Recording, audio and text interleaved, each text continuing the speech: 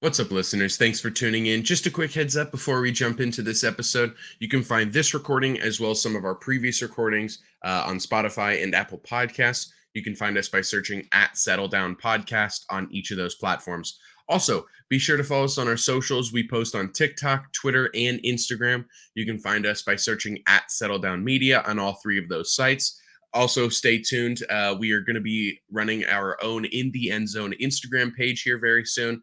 So if you follow the main channel, the Settle Down Podcast on Instagram, look out for some information and you'll be able to sign up for that In the Endzone Instagram page. So thanks for doing that and enjoy the In the Endzone podcast.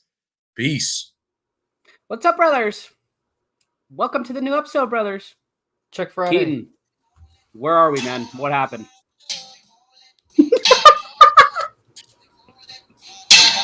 I'm cooked, boys. Why are you in there, bro? What happened? Were you the one throwing the rocks? Were you the one throwing the rocks? Oakland? Yeah, were you throwing the rocks and did you have to defend yourself? I wasn't, man. Threw the rocks? I wasn't. So look, I'm gonna show you what happened. I'm gonna show you what happened. Let me first share the video I got so you guys can have some. Man, I might not be getting out of here. All right, well, here's the video. So, yeah. But you're not locked up in that, like you're just. Well, I wasn't I wasn't at the time. I was like a suspect to be named, you know, and yeah, basically what happened was like I ran a stop sign, and when the cop pulled me over, I told him like, "Bro, you have no idea who I am. Like, I'm in media, right? And like I've got a podcast to film, and like you're fucking this up for me." So he didn't take too much offense to that, and he's like, "Hey, I need to see your license and registration." And I said, "Look, man, you're about to see God if you don't let me go." And so I went to go reach for a Bible, but I went like that, you know, like the Bible was in, because I was like, maybe if I like spread the good message, he'll let me go, right? And so I kind of went like this, like if this is the Bible, I'm like, you're about to see God. And I went, and he thought I had a weapon. So yeah, he the boys in blue came, locked me up, booked me for intent to harm a public servant. My next question was going to be is why were there that many cop cars, you know, all around you if you just ran a stop sign? Yeah, but so you went to go reach for a Bible. I wasn't gonna. How are you? It sucks. Yeah. So how long you been in there for so far? 20 minutes. 20 minutes. That's why we started late. So I informed them. I said, "Look, I have a podcast to film. You must not know that 2 of our clips last week on YouTube Shorts got 12,000 views each. Like, we're famous." Like, how did they not know? They probably watched it. I know, and that you know. And if they haven't, I mean, youtube.com/settledownmedia, you'll find all of them there. Yeah. And specifically, if you're looking for our stuff in the end zone, that's the segment where we post everything. So I got charged for intent to harm a police officer. I'm already been booked, so we'll get my court date tomorrow. We'll find out. Saul Goodman's about to be my lawyer. You better be playing this tomorrow. T Grizzly, bro. Or the T next Grizzly's day. gonna be my. Hey, you know what, Keen? We'll see what happens next week. Be happy that they gave you a good camera, you know, because the camera quality you're at right now, it's fantastic. They let me bring it. Yeah, this is the jail camera. So yeah, actually, pretty good quality. I snuck into the warden's office and I stole his webcam. So all in the span of 20 minutes. What are you in fucking holes? I'm a quick man. Quick man. God. So anyway, we'll see what happens next week. A couple times, huh? Unfortunately. Yeah. You're a quick man. You're a quick man, honey. Hey. Oh God, that's hilarious. Anyway, so yeah, we'll see what happens next week. We'll see where. What a ride for you! What a ride for you, man! This last literally, dude, that ride in the back of the cop car was not fun. So literally, what a ride! Stressful, fun. You're in jail now. I mean, and I just got a job, man. I just got employed. I just got told yesterday I was going to get a job, so that's cooked. Now you got to tell him. Now you got to tell him. Locked up, you won't let me out. Won't let me out. Oh my Locked up, won't let me out. Oh wait, it's good. Anyways, should we actually get into some football or what? yes, we should. We should. Out. Green 18. Red 48. Settle down. Wide 80. Set hut. We suck. We suck. Get rid of Belichick. Get rid of Mac Jones. Get rid of our entire fucking receiving core. You guys are 2-8. That's what I thought. 2-7, 2-8. It doesn't matter. We still suck. So Seahawks played the Ravens. Final score was 28-25. Geno Smith, 5 touchdowns, no interceptions. Anyway, not really much to write home about that game. Just right. This is I don't think egregious. Jared Goff is a top 5 quarterback in the NFC. Wait, I think are you putting Justin Herbert over Jared Goff? Yes. It was like an interview for like a new podcast company. Called Brazzers. I mean, you could see I'm literally in the headquarters right now, dude. Oh man, that last Brazzers part stuff gets me. It gets me. So funny. Can you imagine they do a podcast? That would be crazy. That'd be sick. We could be We on would it. probably make a lot of money. Yeah, no, we couldn't. But let's dive in, fellas. We have had a crazy couple of last days in football. Yeah. The NFL Big time. has been heating up. The offseason is heating up. But specifically, Mini camps are in session. Yeah, this last week has been fucking wild. And I'll be back. speaking about wild, Speaking about wild, I mean, this is probably the craziest story that we have from today. CMC gets a contract extension worth up to $38 million in 2 years. So he's going to get $19 million a year. With that being said, I was really worried as a 49ers fan because I'm like, okay, you can't extend everyone, including Jawan Jennings. We signed Logan Thomas, which we'll talk about later. Mm-hmm. And then we also just extended CMC, like I just said, right? We can't do all of that and then sign Brandon. However, what I didn't know was that his contract was backloaded. So this changes it to being more of a front-loaded contract, allowing the Niners to have more cap space. Now, you ask all the logistics. I don't know the logistics. I couldn't tell you, but this is what I know. The Niners now, next year, have $31,922,547 million in cap space. Is that enough to keep Brandon Ayuk? They front-loaded CMC. We have enough this year. And with that being said, again, it creates more than $8.5 million in cap space for the 49ers in each of the next 4 years. So it's not just this year, too. It's next year, the year after that, which is starting to look good for a Brandon Ayuk deal. So can we keep Brandon? The latest I've heard about Brandon Ayuk is that he hasn't showed up to any of your guys' practices lately. Yeah, that's a big one, too. Mandatory minicamp. Yeah, mandatory minicamp. Thank you. He hasn't shown up to any of those yet. And there's been 3, I believe, so far. Maybe 4, 5. I can't remember exactly. I can't remember the exact number. But it's been a couple. He hasn't shown up to a single one. He does get fined for every single time he does not show up to one, too. How long is this going to go on? Right? I believe so, yeah. Yeah, so it's been probably 2. Yeah, roughly 2 to 3. Then 2, yeah. That being said, though, it does raise some questions. It does raise some concerns for Niner fans still. The cap space is a great news for you guys, though, for what's coming up. But I don't know. I really don't know how that's going to go. We've seen stranger things happen. So I really don't know. Like, Zach, you're the Niner fan here. Like, what are your true, honest thoughts on that, and not being biased, not being the biased Niner fan? I want to hear the true, honest opinion. I woke up this morning, got out of bed, made some breakfast, and then saw CMC got a new deal. Keaton, you've obviously seen the deal, but I'm gonna repeat it just in case if you guys didn't hear it before. 2 years, $39 million or $38 million, excuse me, which means that's 19 million years, roughly a year. And so I'm like, dude, there's no fucking way. There's no way the Niners are going to be able to sign Brandon Ayuk. And I got like pretty upset. Like, we have a chat called Niners Anonymous. We were talking about it. Me and Diego were going back and forth. We're like, there's no way. Then I see this post, the one that I just Thanks for the invite. In which, yeah, you're not going to ever be in that one. Neither are you, Ant. No disrespect. And you guys can I'll have find your a own way. chats. I know you guys have them, but But then I see both of these, the ones that I just explained, and I see that we have over $31 million in cap space for 2024, and we freed up $8.5 million in cap space over the next 4 years. Is Brandon staying? I mean, this has to be a move to keep Brandon. That's the only thing that I'm thinking. Why else would you do it? Well, Yeah. let's put a pause on win-win. this then. Let's put a pause on this part then. Let's circle back to it real quick. What about the potential signing with Logan Thomas? See, that's the thing too. And I'm like, okay, that's what scared me. I saw Logan Thomas, CMC, and Jawan Jennings within the last week. And I'm like, we don't have the cap space. Then I look at it, and this is like legit facts off the 49ers website of the cap space that we have.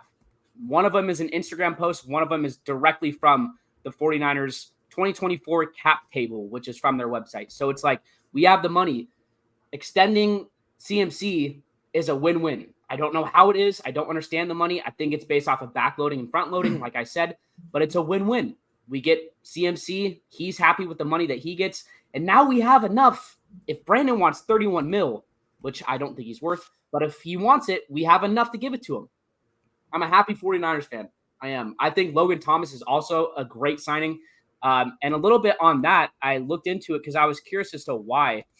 And Kyle Shanahan actually said that he wanted to bring in more competition. So he said, we like our group and there's some competition there, but having the opportunity at this point in the season to be able to add a veteran like Logan with his skill set and be able to get him in here to compete and be ready for something like this, we're kind of pumped to pull off at this time. So I think it's a good signing. I like it. Like I said, it really worried me, but we have the money. We have Logan Thomas when he was healthy 2 years ago with the Skins. Maybe they were the Commanders then, but with the Commanders, he was good. So I'm happy, dude. I'm a happy 49ers fan. I'm really praying to see breaking news. Brandon Ayuk signs deal with the 49ers. That's all I'm looking for at this point. Pretty cool. That's it. That's really it. Cool. But I'm pretty hyped about that, dude. Like, that was some big news. We just talked about the Logan Thomas a little bit. I think that's a good signing. I don't really know if you guys have anything to say with that. You guys know Logan? I mean, he's a decent tight end. I haven't ever met the guy, so I don't really know him, but I know of him. Of Logan, yes. A little bit of him, and what do you think? A little bit. He's a tight end for sure. Like he's really competing to start there. Maybe on the other side where we got rid of our boy. Gym rat. He's a gym rat, real hustler. Yeah. So I don't know. The other thing too was that Cameron Letu had surgery on his knee. So that was one of the other reasons why we signed a tight end. But I think it's really just a competition thing. He might start in the other position if they do like a heavy set with two tight ends, but we still have George Kittle and Logan Thomas is a bit older. So I don't know. Probably the biggest news that we've heard in the last week. Justin Jefferson gets a new contract extension worth $140 million in 4 years. $110 million of it is guaranteed, and $88.7 million of it is given to him when he signs. So there's a signing bonus of $88.7 million. He doesn't even have insane. That's an insane contract. He could get, I don't want to even say this, but he could die tomorrow. Something could happen tomorrow where he never plays football again. He gets $88.7 million straight to his bank account. That is the craziest signing bonus I've ever seen. I don't even know if it's not even called a signing bonus. That's just what I'm calling it. When I looked it up, they said guarantee at sign, which I'm assuming is kind of what they say is a bonus, but $88.7 million, bro, went straight to his bank account. That worries me. That worries me because there is a growing number of, now granted, it's only 4 years. Like if Justin Jefferson stays healthy, he's going to just make money over money over money. However, let's say he makes that $88 million. Is Justin Jefferson the type of guy that's financially safe with his money? Because now you're looking, okay, granted, I'm talking about this in the form of a guy who's never made more than $20 an hour in his career.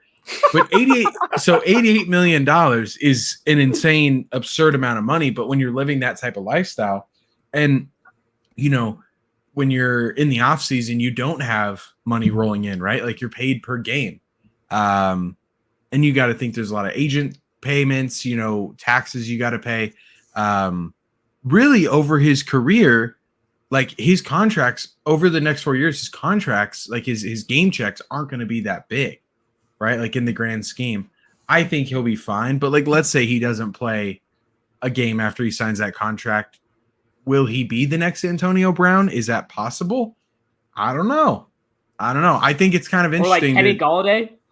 Yeah, to from the get Giants, someone where he got paid and literally did nothing afterwards. Not to say Justin has that to same get attitude, someone, but to get a contract that front loaded is interesting to me. Like, what could someone possibly need with $88 million the day that they sign a contract? Like, it's guaranteed you're going to get it paid out over the next few years. Like, maybe spread it out a little bit more. I don't know. Maybe I'm hating. I would take $88 million right now. That's like preloaded. That's not even front loaded. Yeah. I also want to point out with this signing too that this makes him the highest paid non-quarterback in the NFL history. Yep. That is insane. 4 years, $140 million, $110 million is guaranteed. And there's more stats to it too. I could pull it up even farther, which we could see right here. So his average salary, first in the NFL, like you said, the most ever by a non-quarterback, $35 million a year, 140 for the whole thing. Total guaranteed, $110 million. Guarantee at sign, $88.7 million. Okay, no. So his signing bonus was $36.9, but the guarantee at sign is $88.7. So I don't know what the difference is between that. I don't really understand it, but it seems like he's going to get $89 million no matter what if he doesn't play a fucking down ever again.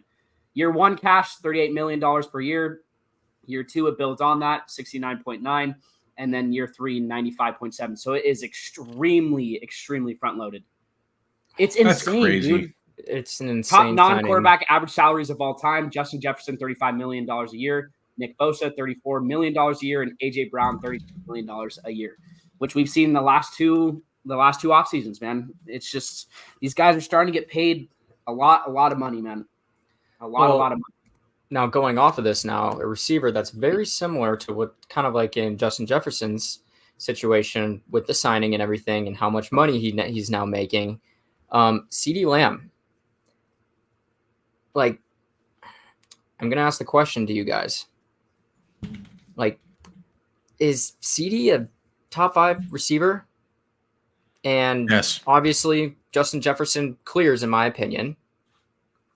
But is CeeDee Lamb a top 5 wide receiver, and does he deserve to have that kind of money that he just got contracted with? Not 35. If he makes 32, I'd be okay with it because you could maybe make the argument that he's as good as AJ Brown, but I have him either in my 5th or 6th spot. I would go JJ. I would go Tyreek. I would go Jamar Chase when healthy. I would go AJ Brown. Maybe I would do AJ Brown, then Jamar Chase, actually. And then 4 and 5, I think, or I guess 5 and 6 would be between CeeDee and Devontae Adams when he's healthy. That's my top 5. I'm shocked you didn't put Ayuk in there at all. Honestly, I'm not just saying that because you're a Niner fan. I think Ayuk is like 10, like genuinely. And then I would probably go Mon, and there's a couple other guys I could think of before KJ. But I do think he's top 10. I'm not going to lie. I would put him on at 7. Or 8. That would make it 7, yeah. Personally, I think CeeDee fits right there in the 5 spot. Yeah, I think that's my personal opinion. Oh, yeah, never mind. We already mentioned it. I think he's right there in the 5 spot. I definitely think that he could use a better quarterback because Dak Prescott is a fucking bum. But I mean, he sucks in the playoffs, but Dak Prescott he might be a bum, but he almost every year leads the league in yards, touchdowns. But he can't win it though. He can't win shit. I get that. That's my point. Like, he sucks in the playoffs. Yeah. But in the regular season, he's a GOAT. Like, he's a regular season legend. He's Aaron Rodgers. That's what he is. He's Aaron Rodgers. No. People love to hate. You can't compare Dak to Aaron Rodgers. No. Here we go again. Why can't I? This is No. I'm just saying about the idea that that he can't win. Aaron Rodgers has 4 MVPs coupled by a single ring in his whole career. He's got less. 0. Dak has not been in the league for 20 years. I just got a hamstring cramp. Sorry. Wow. Okay. Actually fucking really hurt. Sorry, I just got a hamstring cramp. I'm just saying. I think Dak Prescott has that. I don't think he's going to get 4 MVPs like Aaron Rodgers got, but they both can't perform in the playoffs, and we still look at Aaron Rodgers as a generational legend, right? You're saying Dak is going to be? No, I'm just saying, like, I think if you're gonna give Dak that same, like, Dak's he's a shitbox because he can't win in the playoffs, but he puts up gaudy numbers. Look at Aaron Rodgers in the same idea. Like, Aaron Rodgers puts up gaudy numbers every year. Aaron Rodgers, the Niners Aaron Rodgers played in 2005 and he won in 2011. He's been playing for 20 years and he has a single ring. How long has Dak been playing? When did he start playing? When did Dak Prescott 7 years? Yeah. He'd have to win it this year to basically match it. But he would have to win it this year to match. Will Dak ever be the best quarterback in the league? I think last year in the regular season he was the best quarterback in the league. I think he was second at least. Just in terms of there have been some years where Aaron Rodgers has been unanimously the best quarterback and best player in the league. As in, he's had some GOAT seasons, some of the best seasons we've ever seen. I don't think we're ever going to see that from Dak. Maybe. I mean, Dak did finish second in MVP voting last year. Dak Prescott is literally another version of Tony Romo. Love Tony Romo, but he is. No, like his rookie year, version. He finished sixth last year, in though, MVP was a Mickey voting. Mouse MVP. Last year was a Mickey Mouse season for MVP. I actually thought Dak could have won that MVP. I really thought Dak should have won that MVP. He could have. 105.9 quarterback rating, 92. Oh, never mind. 9 interceptions to 36 touchdowns, 410 completions on 70% completion percentage, with 4,500 yards. That's pretty good numbers. And he went 12-5. Gets to the playoffs. Yeah. Yep. Exactly. But Anthony, kind of just building off of. Oh yeah, go for it. I was gonna build off of it. Yeah. I was gonna backtrack to the whole CD and Justin Jefferson thing. We've seen a few years now from Justin Jefferson. We see how much he's getting paid now. We've seen a lot of years with CD Lamb now, and we're seeing how much he's getting paid now. Who would you rather have for the next 5 seasons? Justin Jefferson or CD Lamb? I don't think it's a question. I would go with JJ in a heartbeat. And I have the stats to back it up too. Like, we could talk about this because I see the face. He wants to go CD. This conversation started because CD Lamb. No, I'm just kind of like leaning on the CD. Right. CD Lamb and Micah Parsons are not showing up to minicamp. That's kind of what started this. ESPN got a little bit. I don't know if they were bored or if they kind of want to, throw out something that's controversial, but they posted something, like Anthony said. It said, "Who would you rather have, CD or JJ, for the next 5 seasons?" Again, we're talking about contract extensions. We're talking about if he's even going to show up to minicamp, if he will play next year, but that was the question. Through that, I was like, okay, like there has to be a next slide or something. They're not just going to ask that. They did have a next slide that has the stats. 4 seasons played. JJ has 3 All-Pros, 3 Pro Bowls, 392 catches. No way, I just said, oh, no, I'm right.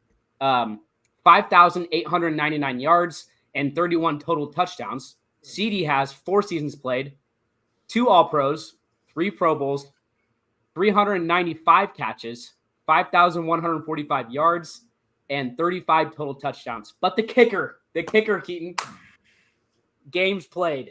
Do you know the difference between the two? 60 to 66 played to by 60 CD and 60 by JJ. Say that again, Zach. 66 games played by CD and 60 games played by JJ. Both were drafted in 2020. Both have played 4 years. So if you go the route of you want someone that's healthy, it's kind of like the Joe Burrow versus the Jared Goff discussion, Keaton. And it seems like you have this devious smile that you want to be controversial, and I see it. It's not controversial to say I want a consistent quarterback. It would be cool to have a quarterback like Josh Allen if I could rely on Josh Allen game in, game out. If I could rely on Joe Burrow game in, game out. I think Justin Jefferson is a hell of a ball player. And yes, I would take him over 5 years or like for the next 5 years. So I know you were saying I was smiling and whatever. Okay. I'm leaning on the fence because I'm going to be honest. What CD did last year was, Justin Jefferson had a season in which he had 128 receptions, 8 touchdowns, 1,800 yards. Now CD last year had 135 receptions, 1,750 yards, coupled with, let's see, 2 touchdowns. So didn't have a lot of touchdowns, didn't really need to. Tony Pollard was, kind of the guy that got it. But still, what he did last year was unbelievable. That guy is just a yak machine. I still take Justin Jefferson, though. I still take JJ. I think JJ is a better route runner. Besides maybe yard after the catch. CD's a yak guy. I think Justin Jefferson is the best route runner in all of NFL. I think he's by the end of his career, he will be up there with the likes of Randy Moss, Jerry Rice, KJ Osborne, DK Metcalfs, AJ Brown, Deebo Samuels, overtime Megan, just all the goats. Giudice. I think him and Jake Bobo. God. Serious question, though. Serious question. I guess just because we mentioned that, and I agree with everything you just said, Keaton. I think JJ has better hands than CD. I think that he's obviously a better route runner. But I will say, I think CD has the yards after catch, right? Where would we rank CD in all of the wide receivers in the league with yards after the catch? Do we think he's top 3? Do we think he's the best? Because I'm trying to think about it, and I'm like, obviously the Niners have a group of guys that love that shit, and maybe that's just built off of their system and just kind of the dogs that they are, quote unquote. But if you think about it, CD might be the best yards after catch guy. Brandon Ayuk, I know, is probably up there as well. Just if you look at Brandon Ayuk is where? So I actually have the official stat sheet for this. Brandon Ayuk isn't even in the top 25 for yards after catch this season. Believe it or not, Christian McCaffrey is Tyreek Hill has to be up there too, surprisingly. Tyreek Hill sits 4th, but yes, CeeDee Lamb had 680 yards after the catch. I will say, Breece Hall, Puka Nacua up there, David Njoku is the first tight end up there. He had a gaudy year, 600 yards from Nico Collins, obviously. Debo's up there at 12 with 527. But yeah, you get up there and really it's 7 guys above the 600s. And by the time you get to the bottom 25, you're looking at 450 yards. So it's a good divide amount there. Yeah. Good amount different. Just out of curiosity, with how he did last year in the season, where's DJ Moore placed in that? DJ Moore was on this list. He was 11th, right above Debo at 539 yards. Got it. I also will say, go for it, Keaton. No, you're good. Go ahead. No. I also will say, with all of the contract extensions and wide receiver talk, there's been a lot of tier lists, excuse me, that have been going around. And I'm not going to say DJ Moore is overrated, underrated, perfectly rated, whatever you want to think with him. I'm not going to give my opinion on it, but I will say I've seen multiple people in tier lists where he's in the A tier. Do you think DJ Moore is an A tier wide receiver? As in, A tier to me is top 10. I would not put DJ Moore top 10. I'm not going to say, again, he's overrated, underrated, whatever it is. But I'm putting him in my top. Top 10 is such a gaudy list because you got to be basically you are the best wide receiver in your whole division. Mm-hmm. So it's hard to put someone in that perspective. Like DK, I don't even think DK cracks the top 20 at this current point. Mm-hmm. I think he's top there. I think he's the best on the team. I think he's an absolute best shame in his division. Actually, so good, man. I think he's the 5th best in his division. So, yeah. Okay. Who's ahead of him? Brandon Ayuk, Debo. I think they're both better. Puka Nacua and and Cooper Kupp. Our white boy Cooper Kupp. I think DK could be a top 10 receiver if he wanted to. Used to be Keenan Allen. Used to be Keenan Allen as well. What if he's not in that division? Not in that division. Never mind. I was thinking of different ones. What if he was 6th and Marvin Harrison's better than him? That would be I don't wild. think that's possible. I don't think so. I don't think so yet. With the new offense that they're going to get, I think DK is going to have a great year. Speaking about that too, I've seen some podcasts that talk about NFL like we do, right? And they are saying that Marvin Harrison's going to have 1,400 yards. Oh, God, get off his balls. 1,400 yards. I would. Yeah. go bald. Maybe I shouldn't say that because someone's going to fucking clip that and be like, you should go bald now. But I don't know what I would do. If he has 1,400 yards, I would be shocked. I would be shocked. Genuinely. Yeah. Yeah, that would suck. It wouldn't suck, but it just would not be something that I see happening. Well, no, it would suck because it's against my team. He's probably It's putting in our up silly, division. funny number Yeah. runners. Yeah, that's Right. Ooh, funny. I don't know. Whatever I was going to say. funny number numbers. Funny. Funny number numbers. Funny numby numbers, dude. Funny numby numbers.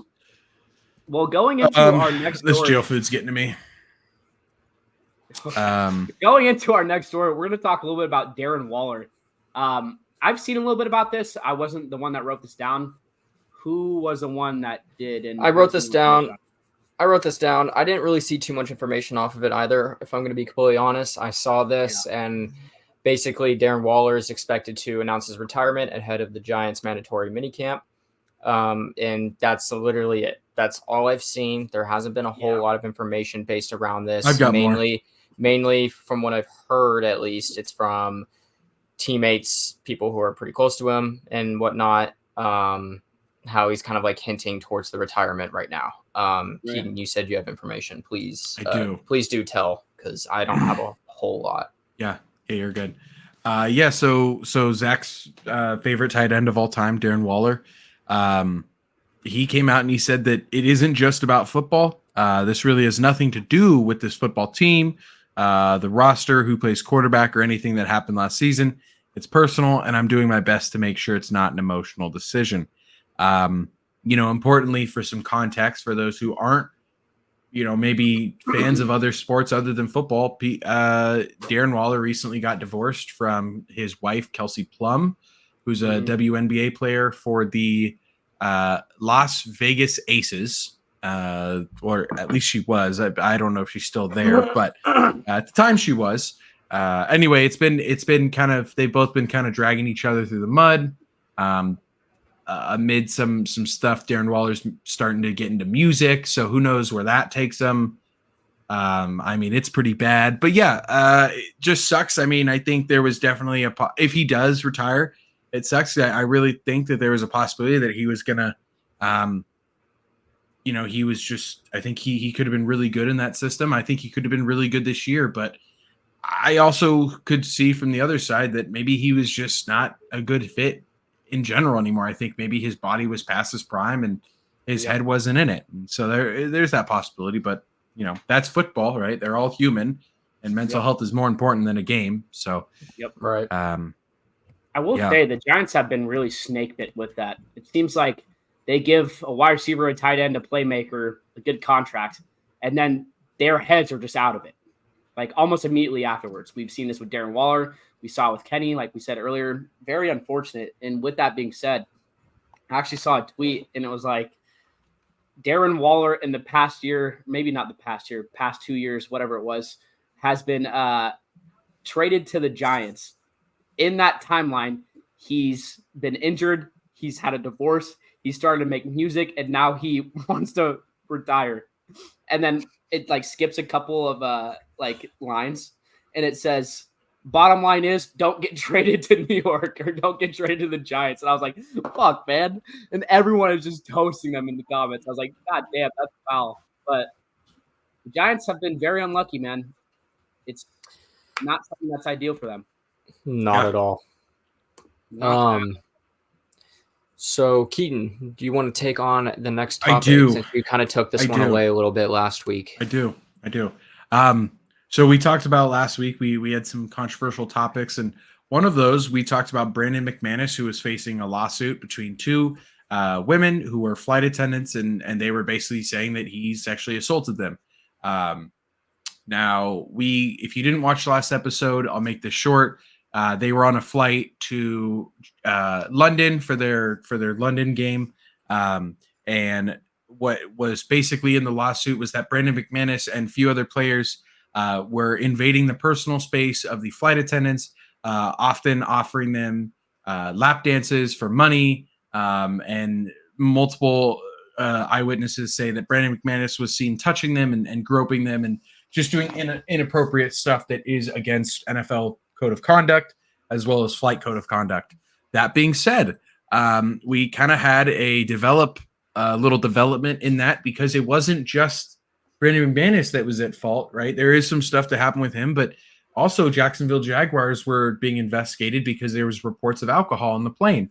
And while that isn't, like people can drink on a plane when you're in the NFL and you're on an NFL chartered flight, teams are not allowed to have any form of substance that causes, I don't know, like your brain to change. Like you can't have alcohol, you can't have marijuana, you can't have any drugs on the plane, right? Well, it came out that according to multiple eyewitness testimonies and a new lawsuit, it looks like there was marijuana and alcohol use during the private flights. It says the Brandon McManus has denied any wrongdoings, but there were some details that put other Jacksonville Jaguar players in hot water. And there was actually a complaint filed by the flight attendants in one section that said that there was marijuana smoke coming from the plane's restrooms, and the restrooms smelled of marijuana. So not great, because Jacksonville's probably going to get a fat fine for this. Like realistically, they haven't gotten anything yet. I think the NFL found that there was sufficient evidence to corroborate with the fact that they did have it. So we'll see what happens with that. But Brandon McManus, because of this news, has been released. We famously saw this with that punter from San Diego State. I forget his name. Yeah, he was supposed to be like a generational punter and kicker too. Coming out of college. What was his name? It's gonna bother me too. You'll probably get it faster than I do, but yes, Matt Ariza. Yes, Matt Ariza. So very similar, right? Released on suspicion of sexual assault. However, during the whole Matt Ariza thing, which he has now since been proven innocent, the whole time it looked like he was good. Honestly, in Brandon McManus's case, everything looks bad for him right now. The fact that the team broke code of conduct rules with having drugs on the plane and alcohol, and the fact that there was alcohol involved in the situation. Look, I've had shots of Hennessy before, man. I know what it does to me. I get in a weird mood, man. I get dang, I kind of want to text my girlfriend real quick type mood, So I'm sure that's entirely possible what could have happened, right? So oh my God. Yeah, so he's officially been released from the Washington Commanders.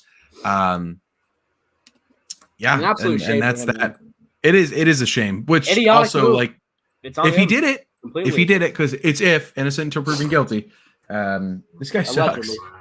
Yeah. Allegedly. So. If he did do it, Right. he sucks. If he allegedly did do it, like an alleged person.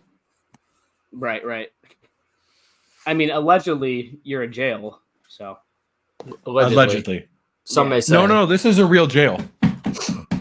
That's me hitting the wall. It's very small, actually, believe it or not. that's me hitting the wall. Is crazy. As if we didn't hear it. Well, I mean, that sucks for Brandon. Kind of expected, though, after we talked about it last week. I mean, the NFL doesn't really fuck around with sexual assault, and it makes sense. But, bro, if you're accused of it, typically you get put in a bad situation. He got released, and that's what happened. If it is true, you deserve it. Sexual assault, kind of cringe. Sorry to be controversial, kind of cringe. So, Yeah. Anyway, let's move on. Zach, do you want to talk about this Everson Griffen one? I didn't put it down, but I mean, I can. Oh, was it Anthony? That was Yeah, me it again. Okay, go ahead.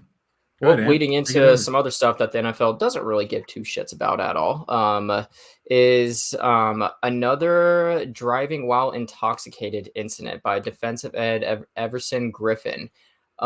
He was arrested late last week at some point, like either on a Thursday, I believe, on suspicion of driving while intoxicated. When is it just going to stop, boys? That's I just don't what know. wanna Off season, know. man. This off season, it's been wild. Off season is crazy. Yeah, I It's don't. been wild. I had to bring that up just because of just how wild it's been. There's been so much. I feel like every single week now we put out at least 2 to 3 incidents of players Someone doing getting in something. trouble, doing something wrong. that they should not be Yep. doing. Getting arrested, getting fined, you know? It's And like these players yeah. are just stupidly bored. Like that's the best explanation I can say. That's the Like, best way how I can you explain be that bored though? Like, Dude, I don't know. Like they're just stupid and bored.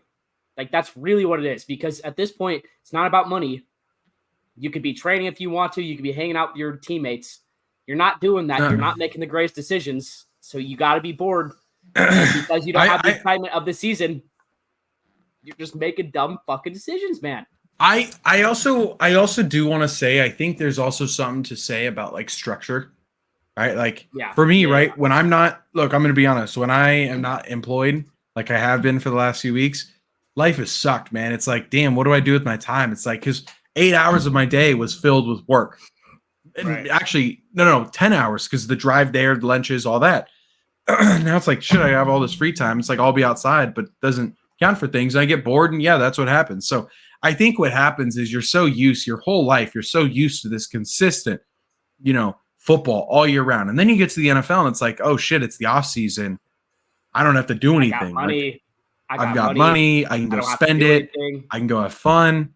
And then that's where that's where the demons kick in, where it's like, I'm good, bro. I'm untouchable. And they don't think Right. about it until it happens, right? There's not that consistent Right. structure to make sure they don't do it. So money talks in multiple different ways, fellas. Money talks in Mhm. multiple different ways. that's a bar, bro. I'm not gonna cap. That's a Yeah. fucking bomb, Mike. That's a Speaking about bomb. money, though, Tyreek Hill is ready to put the Dolphins in a tough spot because he wants a new contract. Don't really Banger, understand banger why. intro. Well, here's the funny thing about that though. He has no interest of leaving the Dolphins whatsoever. He has no It's like, interest and he dude. wants to stay there. I think this is greedy, honestly, at this point. No disrespect to him. I love Tyreek. Last year in the playoffs, he didn't do shit against the Chiefs, brother. He didn't do much. Even your coach said, we paid you all this money to do something. You didn't do anything. It was literally shown in the video, the mic'd up that we saw, both you and your coach. You got roasted by your coach, and then in the offseason, it's like, okay, we know you're a great fucking player, but everything has happened in this offseason where it's like these players are starting to kind of change the market. We saw what just happened with Justin Jefferson, and now you come out and you say that you want more money. It's like, dude, come on, man. Like, it doesn't even make sense to me. You're already getting paid a fuck ton. Wait until your next contract or win something first and then say, hey, I didn't just do it in the regular season. I did it in the postseason as well. Because this is kind of like the Micah Parsons effect to me, man. Great player when it comes to regular season. I think Tyreek Hill is a top 10 player in the league. I think he's 1A, 1B with Justin Jefferson. But if you're asking for a new contract just because a guy that's as good as you got paid more, you're kind of greedy. Especially on a team that doesn't have a lot of cap space. Mm-hmm. You're greedy. Mm-hmm. I think Tyreek Hill is deserving of a big contract, but yeah, his productivity wasn't great last year, but every year before that's been great. So if he wants a fat contract, I don't think he stays on that team. No, dude. I don't. Yeah, I don't think so. I mean, to me, it's just going to be a small extension, though, because he's already getting paid, what, $30 million a year? I think it might be 31. Like that. I'll look it up right now. I need to look this up. $30 million, 4-year, $120 million contract. So you're getting paid $5 million less than the best wide receiver in the league. I understand it. You want to be paid like you're the best, but with a team that doesn't have a lot of money in the cap space and they're kind of short on extensions that they can give out, you're kind of being greedy. Yeah. Sorry. God, he's making $43 million in 2026 and he's complaining about money. Come on. Sorry, dude. I'm sorry. I get it. But it's like, dude, cap space is hell for a lot of teams, and it is hell right now for the Dolphins. You can't really do that with the offseason that you guys have had either. You need to stay and build something there. It's like you're getting paid $30 million. Not a lot of people can say that. It's greedy. It's greedy to me. I would kill to have $30 million get paid that much. All of us would. I'd kill to have $100,000 right now. Honestly, no shit. same. No fucking shit. So, moving into a sad story, though, Larry Allen died a couple of days ago at the young age of 52. what a shame, dude. This one like actually makes me sad because I met him. I met him at the Livermore bowling alley, the Granada bowling alley. I got to meet him, shake his hand, talk to him for a bit when I was like really young. He was massive, by the way. But this one is an article from TMZ about his daughter. I don't really want to read something out from TMZ, so I'm not going to. This one's more so something that I would read out from NBC. So it just says Dallas Cowboys legend Larry Allen has died while vacationing with his family in Mexico. He was 52. Allen, who played for the Cowboys for 12 seasons, died suddenly Sunday, according to the football team. So it's not clear at this time why he died or how he died. Super sad.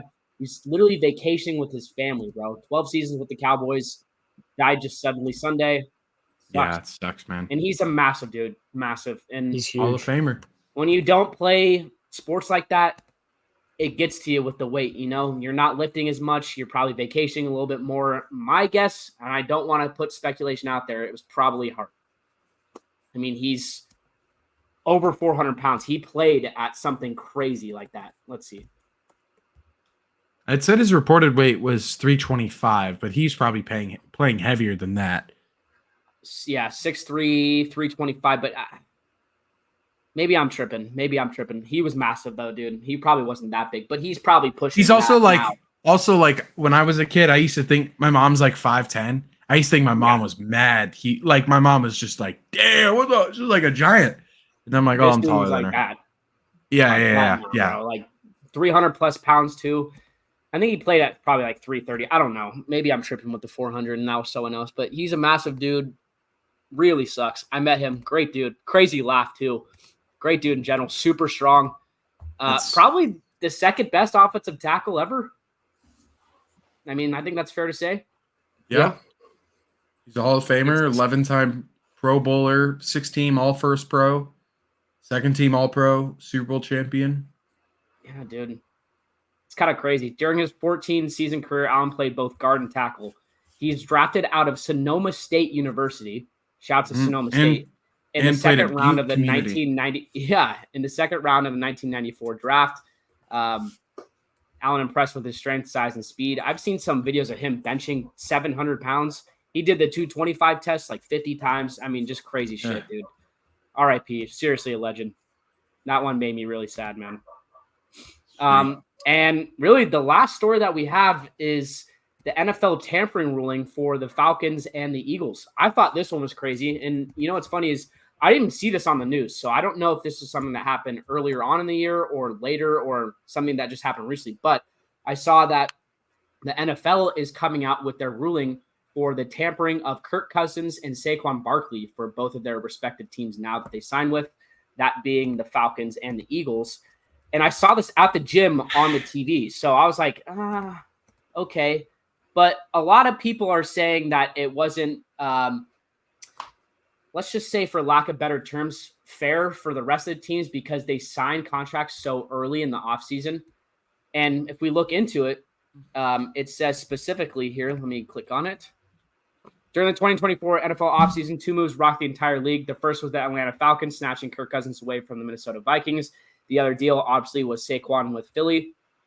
Fans were suspicious of the timing of the moves as they were done pretty quickly after the offseason officially started. The NFL keyed in on this and launched an investigation into potential tampering done by the Falcons and Eagles.